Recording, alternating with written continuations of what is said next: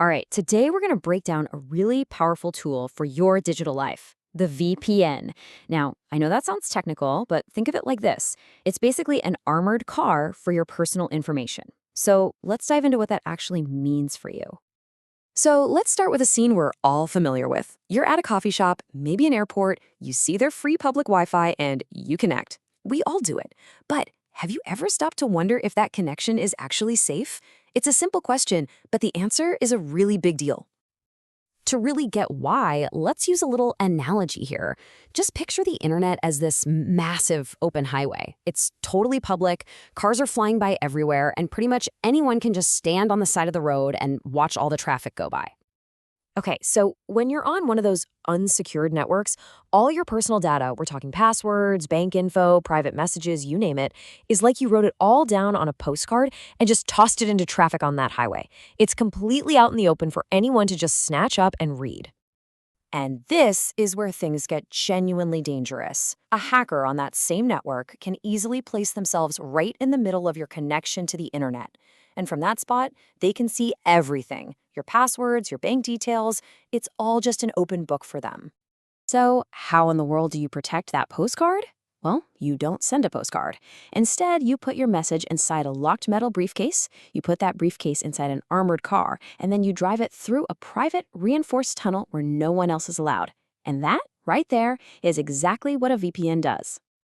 That armored car in a private tunnel, that's a VPN, which stands for Virtual Private Network. At its core, it's a service that creates a totally secure encrypted connection over that public highway. It basically builds your own private lane, scrambles your data, and hides where you're coming from. Okay, so how does this armored car actually get from point A to point B? It's actually a pretty cool process. Let's follow your data on its secure little trip.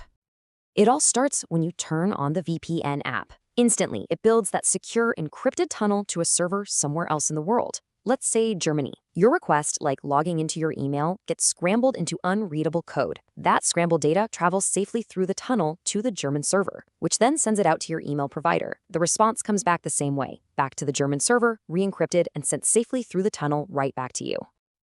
And what's the end result of all that? Two huge things. First, you get security. Your data is completely scrambled, so even if someone at the coffee shop could intercept it, it would just look like gibberish. And second, you get privacy. The websites you visit don't see you at a local cafe. They see the VPN's server in Germany. Your real location is totally hidden. So that's the how, which is pretty neat. But what about the why? Let's talk about the actual real-world reasons you would fire up a VPN. Well, the big one, of course, is securely using public Wi-Fi, just like we've been talking about. But it goes way beyond that. It also protects your privacy from your own internet service provider and from advertisers who are trying to track your every move.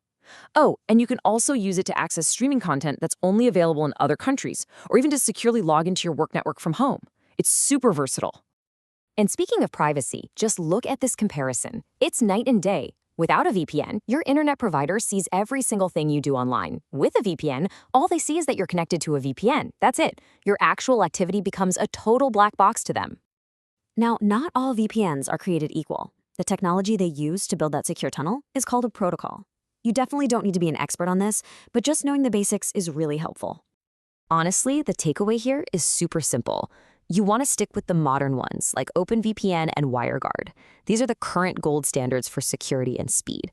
You should absolutely avoid any service that still relies on older protocols like PPTP or LTTP. They're just not considered secure anymore. Okay, so this brings us back to one of the biggest, most important questions people have. Even with a VPN running, can your internet service provider still see what websites you're visiting? The answer to that is a very clear, very satisfying no. And here's why. Your ISP can see that you're connected to a VPN server, and they can see that you're sending and receiving data. But because all of that data is inside that encrypted tunnel, they have absolutely no idea what's in it or where it's actually going. The final destination is completely invisible to them. All right, we've covered a ton of ground here. So before we wrap up, let's just boil this all down to the most critical things to remember. So if you take anything away from this, it's these 4 points. 1, a VPN is your own private encrypted tunnel on the internet. 2, it's your absolute best defense on public Wi-Fi, and it hides your true IP address. 3, people use it for security, for privacy, and for getting around those pesky geo restrictions. And 4, if you're getting one, just make sure it uses a modern protocol like OpenVPN or WireGuard. You know, using a VPN is a huge step in taking back control of your privacy online. It locks down your connection and keeps your data safe while it's traveling. But it does leave you with a pretty interesting question. Now that your data's journey is secure, what's the next step in protecting your overall digital life? Something to think about.